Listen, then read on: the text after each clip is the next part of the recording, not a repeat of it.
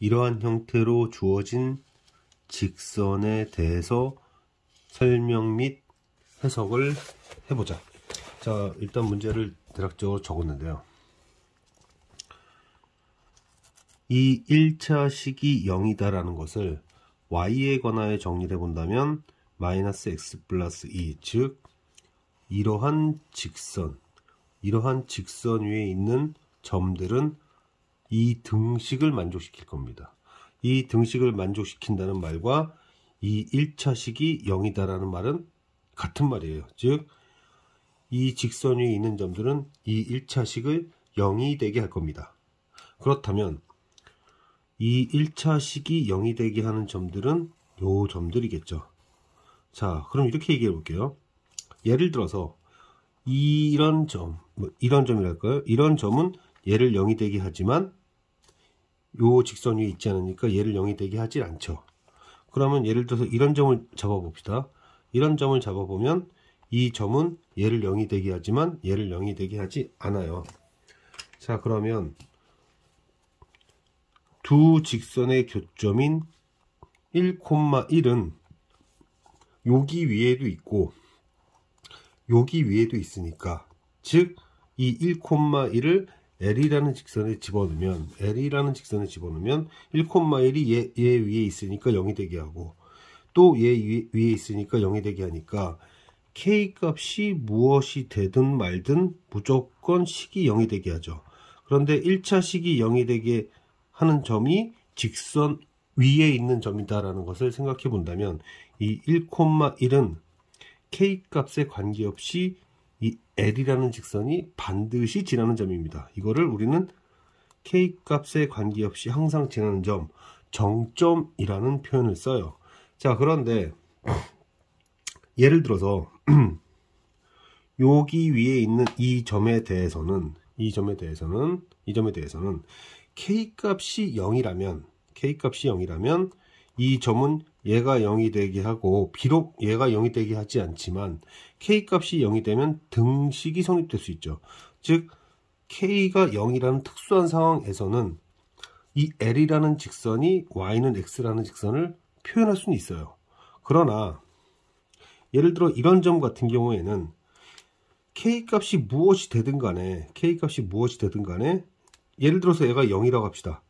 그러면은 요 직선 위에 있으니까 얘가 0이면 얘가 0이고 0이 되죠. 그러나 이 점이 여기 위에 있지 않으니까 0이 될 수가 없고, 따라서 0이 되지 못합니다. K가 0이 되지 않는다 하더라도 이 점은 요 직선 위에 있으니까 무조건 0이 돼요. 그러나 여기 위에 있지 않으니까 절대 0이 될 수 없습니다. 그래서 이 L이라는 직선은 K와 묶여있는 이 1차식이 0이 되게 하는 이 직선을 표현할 수가 없게 됩니다. 1,1을 지나는 모든 직선을 다 표현할 수 있지만 유일하게 얘는 표현할 수 없다. 이렇게 이 문제를 해석할 수 있습니다. 따라서 K와 묶여있는 이 1차식이 0이 되도록 할 수가 없어요. 이 식은. 그러므로 이 직선을 나타낼 수 없다가 맞고요. 이때는 K가 0일 때 나타낼 수 있다. K 값에 관계없이 반드시 지나는 점을 우리는 정점이라고 한다. 정점을 지나는 모든 직선을 나타낼 수 있는 게 아니죠. 1,1을 지나는 직선 중 K와 묶여있는 이 1차식이 0이 되게 하는 이 직선을 나타낼 수 없으니까 이 두 얘기는 틀리게 됩니다. 자, 조금만 더 가볼까요? 지금 방금 전 얘기는 정점을 지나는 직선에 대한 얘기였고요. 이번에는 두 직선의 교점을 지나는 직선, 근데 특정한 점 하나를 더 제시한 이유가 무엇일까? 자, 이 1차식이 0이 된다고 하는 것은 y는 2x-2라는 이러한 직선 위에 있는 임의의 점이라는 뜻이에요. 이 직선 위에 있는 점은. 그럼 이 직선 위에 있는 점은 마찬가지로 얘를 y에 관해 정리하게 되면 이러한 직선 위에 있는 임의의 점이라는 뜻이죠. 그러면 두 직선의 교점을 지나는 임의의 직선은 이 점을 지나야 되는데, 이 점은 얘 위에도 있고 또 이 점은 얘 위에도 있으니까 결국 두 직선의 교점이 되는데, 이 두 직선의 교점을 지나는 임의의 직선은 지금 말한 것처럼 이렇게 표현할 수 있습니다. 이렇게 표현할 수 있어요. 1차식 따오고 1차식 따오되 뭐 둘 중에 아무 데에다가 어떤 뭐라고 그래요? 문자 하나를 곱해가지고 표현할 수 있다. 이렇게 되면 1,1을 지나는 것까지는 알지만 이 점을 지나는 직선은 수없이 많잖아요. 수없이 많은데 그래서 원점을 지난다는 말을 썼어요. 그러면 1,1을 지나면서 이런 직선이 된다는 뜻이에요. 결국 이 직선이 이런 직선이 된다. 결국